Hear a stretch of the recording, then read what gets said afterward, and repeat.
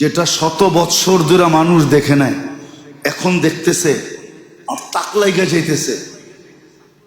যেমন দুবাইতে, ওমানে যে বৃষ্টি হইল, ওরা বলতেছে শত বৎসর ধরে ভাবিও নাই এরকম বৃষ্টি হইতে পারে। এগুলা সব বহন করতেছে যে দুনিয়া শেষ হওয়ার কাছে চলে আসছে, গুটানের সময় চলে আসছে, কিয়ামত কাছে চলে আসতেছে। এগুলোই বহন করে যে দুনিয়া কোন দিন সূর্য পশ্চিম দিক থেকে উঠা যাবে, তওবার দরজা বন্ধ হয়ে যাবে, আর ফিরা যাবে না। এগুলা সব মানুষ বলে না জলবায়ু পরিবর্তন, আসলে জলবায়ু পরিবর্তন না, দুনিয়া শেষের ইঙ্গিত। এটা মাত্র চৈত্র মাস। উত্তরবঙ্গে কালকে মাইকিং করছে, মাইকিং যে ঘরের থেকে বাহির হয়েও না, হিট স্ট্রোক হবে। দেখেন খবর, দেখেন রাজশাহীর ওইদিকে মাইকিং করছে কালকে, এক ঠেলায় উঠে গেছে 40-এর উপরে। আপনার ঢাকা শহরে মাইকিং করে কিনা দেখেন যে রোদ্রে বাহির হয়েও না, ঘরের তে বাহির হয়েও না, হিট স্ট্রোক হবে। প্রচার তো চলছেই, গরমের ভিতরে পানি কোনটা পান করবেন, কোনটা করবেন না, কিভাবে থাকবেন, কিভাবে থাকবেন না, মিডিয়ায় তো সমানে প্রচার হইতেছে। আমার চেয়ে তো বেশি আপনারা চোখ রাখেন। এই পরিবর্তন ইঙ্গিত দিতেছে যে দুনিয়া মনে হয় শেষের দিকে, দুনিয়া মনে হয় শেষের দিকে। দুনিয়াকে মানুষ ধ্বংসের দিকে নিয়ে যেতেছে। রাগ হবেন না, যারা আমরা দিনদার মনে করি, রব্বে কাবার কসম, যদি ওই মিটার দিয়া মাপা হয় যেটা দিয়া দিন মাপে দিন, ওই মিটার দিয়া মাপলে আপনি আর আমিও দিনদার বাহির হমু না। রাগ হবেন না, আমি আমার কাঁধে নিতেছি, তাবলিগ করতে করতে জিন্দেগি শেষ করে দিছি, কিন্তু এখনো আমার ভিতরে মৌলিক জিনিস আসে নাই। খালি একটু নামাজ রোজা আইছে, আমার মুআমেলা ঠিক হয় নাই, লেনদেন ঠিক হয় নাই, আমার মুআশারা ঠিক হয় নাই, সমাজে থাকার মতো ইসলামিক রীতিনীতি মতে আমি থাকি না, আমার আখলাক ঠিক হয় নাই। যাদেরকে আমরা দিনদার মনে করি, আমরা যারা নিজেরা নিজেকে দিনদার ভাবি, আমরাও দিনদার না। আপনি দিনের মাপকাঠি দিয়ে মাপেন, সত্য করে আমাকে মাপেন, নিয়ে আসেন মেশিন দিনের, আমাকে মাপেন, আমি প্রস্তুত আছি। আমি তো বলতেই আছি আমিও দিনদার না, আমিও পড়বো না মাপকাঠিতে, আমি আমারটা স্বীকার করতেছি। আজকে দিনদারি আমাদের ভিতরে নাই, দুনিয়া শেষ দিকে চলে আসছে। যারা যুগ যুগ শত শত বৎসর ভাবে নাই, এরকম এক একটা জিনিস হইতেছে। নাইলে মাত্র চৈত্র মাস শুরু, বৈশাখ মাস শুরু হইল, তাপমাত্রা 40, এখনো তো জ্যৈষ্ঠ বাকি, এখনো তো আষাঢ় বাকি, এখনো তো শ্রাবণ বাকি, এখনো তো ভাদ্র বাকি, এখনো তো আশ্বিন বাকি। কোথায় উঠবে? আসেন নেয়ামতকে নেয়ামত ভাবি, শুকরিয়া আদায় করার পদ্ধতি শিখি। না শিখি কমসে কম দোয়া দিয়া হইল, জাল্লা আমি পারি না, শুধু দোয়া পড়তে পারি, দোয়া হইলেও পড়েন। নিজেকে বাঁচান, পরিবেশকে বাঁচান, নিজে বাঁচান, দোয়া পড়েও পার হওয়া যাবে। এই জন্যই বলতেছিলাম নেয়ামত জানতে হবে যে কোনটা নেয়ামত, এর দোয়া কি, শুকরিয়া কিভাবে আদায় হবে। শুকরিয়া আদায় শেখা উচিত।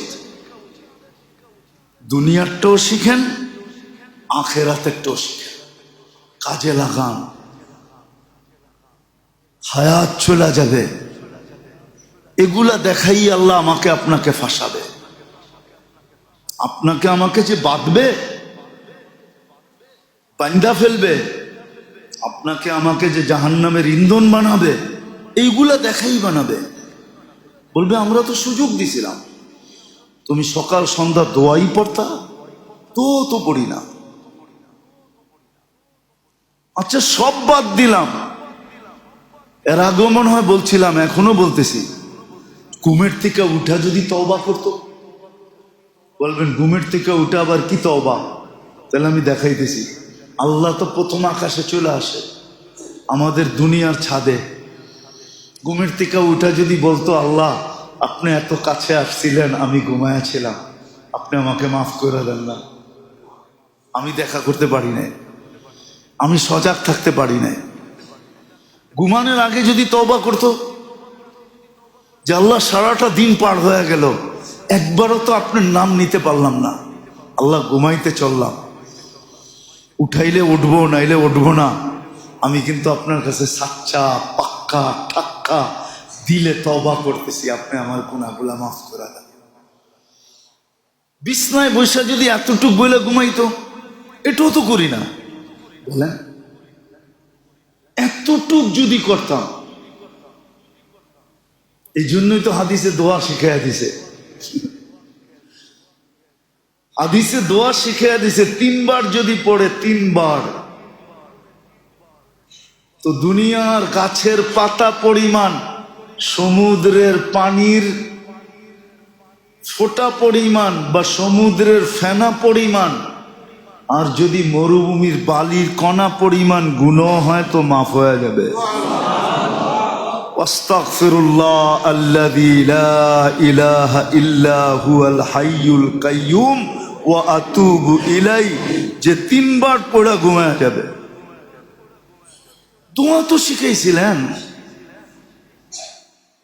কতটুকু শিখলাম, কতটুকু পড়লাম? ভাবতেছি নেয়ামতের শুকরিয়া আদায় করব না, আর নেয়ামত ভোগ করতে থাকবো, আর নেয়ামত আমার পাও তাল মালিশ করে করে আমাকে নেয়ামত দিতে থাকবে।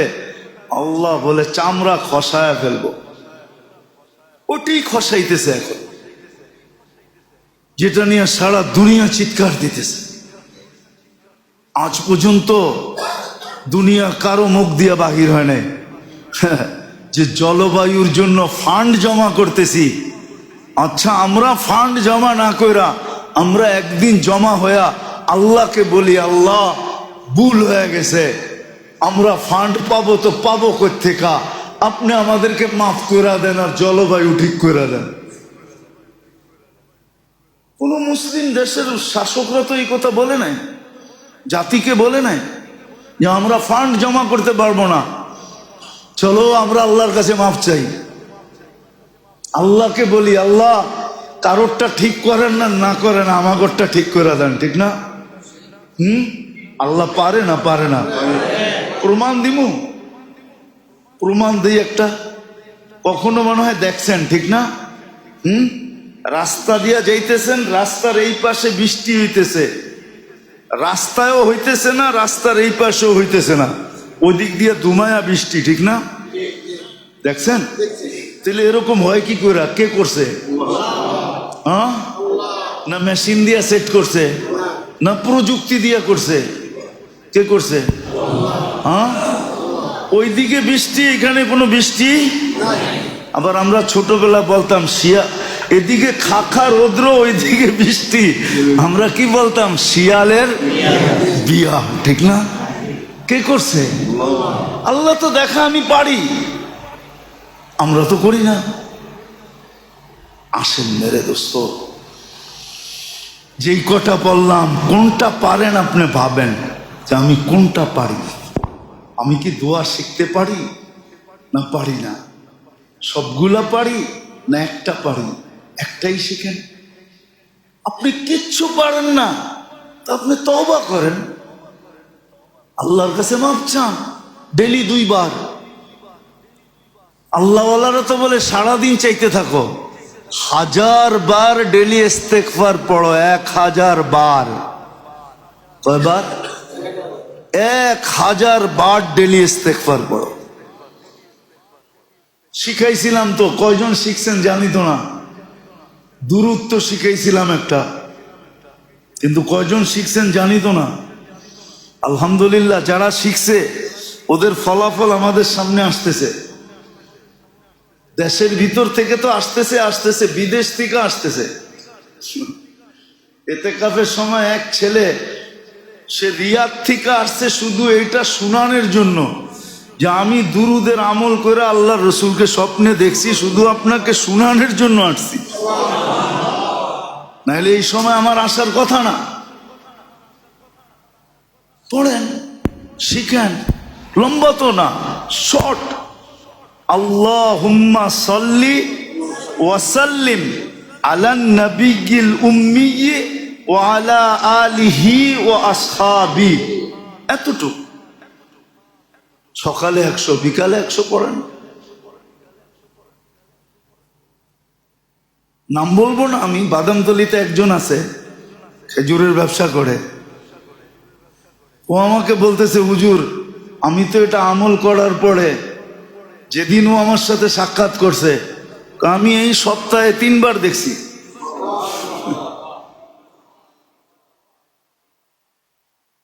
কানতে ছিল, খুব কান্নায় ভেঙ্গা পড়ছে। আমি বলছি, বেটা চালায়া যাও, মন্দ যেন না হয়। সহজ, ইস্তেগফার করেন, দুরূদ পড়েন, মাপ চান আল্লাহর কাছে। মুসলমানের কাছে এখন একটা অস্ত্র আছে, আর কোনো অস্ত্র নাই। মুসলমানের দিলের ভিতরে এখন বিজাতির এতটুকু প্রভাব বিস্তার হয়ে গেছে, কোনো জায়গা খালি নেই, শুধু একটা রাস্তা খোলা আছে, সেটা হলো আল্লাহর কাছে তওবা করা, মাপ চাওয়া। আল্লাহ মাফ করা দেন, তওবা করা। যদি মুসলমান তওবা করতে পারে, তাহলে মনে হয় তওবা করতে দেরি, মনে হয় আমার বিশ্বাস আল্লাহ নজরে করম করতে দেরি করবে না। নাইলে শুধু গানই গায়া যাবে। একটা গান আছে না, নজরে করম, বললাম না আর কি, পুরা শুধু এই গানই গায়া যাবে, শুধু গানই গায়া যাবে, আর বলতেই থাকবে মেরে কিস্তি পার লাগা দেনা। কিস্তি কোনোদিন পারে লাগবে না যতক্ষণ পর্যন্ত তওবা না করবে। আল্লাহ আমাদেরকে পূজার তৌফিক নসিব করো, 6 রোজাকে পুরা আদায় করার তৌফিক নসিব করেন, শাওয়াল মাসকে গনিমত এবং নেয়ামত মনে করে কাজে লাগানোর তৌফিক নসিব করেন। ঢাকা মাহফিল, সুস্থ সমাজ গড়ার বিপ্লবী চেতনায়।